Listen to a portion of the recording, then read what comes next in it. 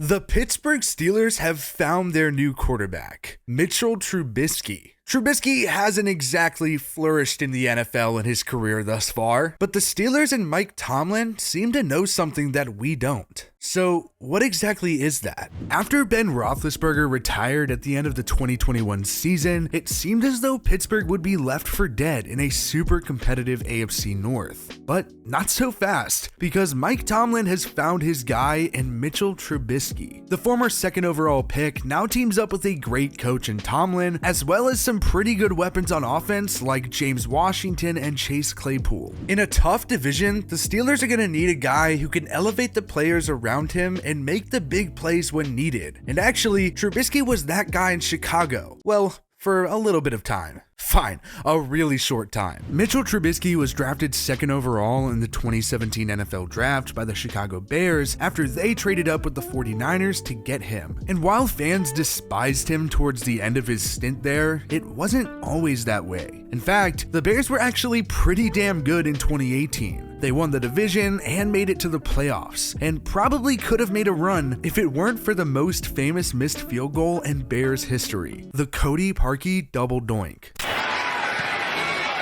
And he hits the upright again. That's impossible. And the Eagles run out into the field, but there's still 5 seconds, so they've got to get back. He does it again.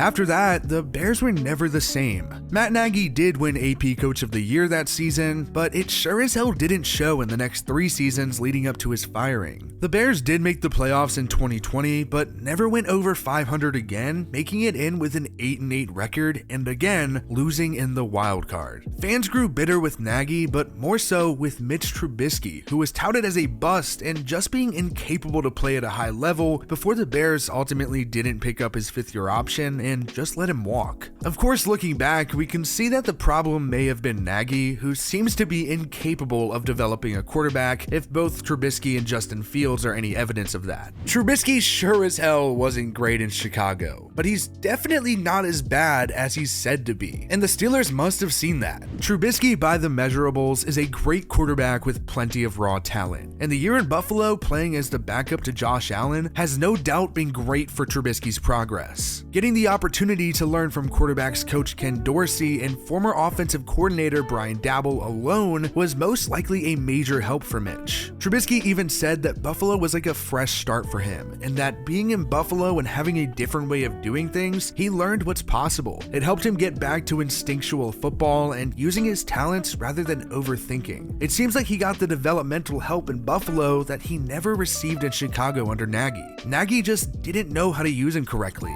and because of that, he struggled big time. I'm sure Bears fans are skeptical and aren't gonna believe it until they see it with Mitch Trubisky, but like I said, he has the potential to be a really good starting quarterback for the Pittsburgh Steelers. Pittsburgh will be a good home for Trubisky. They have a great defense and have plenty of weapons for him to throw to. It's no secret that Ben Roethlisberger was a pocket passer with little mobility, but people seem to forget just how mobile Mitch can be. He's not going to be Lamar Jackson or Kyler Murray, but he did average 6.2 yards per carry in 2018 when he helped lead Chicago to a division title. Trubisky shouldn't have to rely on his legs to be successful, but having that ability alone is huge. He backed up Josh Allen, who we already know to be an elite rusher when he needs to be, and I'm sure he learned some skills from him along the way. If Mitch can be consistent in the pocket and successful at extending plays with his legs, Pittsburgh might have just gotten themselves a steal. This is his shot for redemption following a career derailed by Matt Nagy. However, just because Trubisky has starting experience in the NFL doesn't mean he has the job on day one. Mitch will have to battle it out with Mason Rudolph before anything is solidified. So again, he'll be fighting for the starting job. That being said, the Steelers must have seen something in Trubisky to go out and get him instead of taking a shot on a guy like Jimmy Garoppolo, who is said to have some interest from the team. He has the talent. There really isn't a question about that. However, the big question this next season is, did he learn enough in Buffalo to help the Steelers win games in 2022? And I guess we won't really know that until we know who won the starting spot. This quarterback battle is going to be fun to watch, but I think Trubisky is going to surprise a lot of people this next season.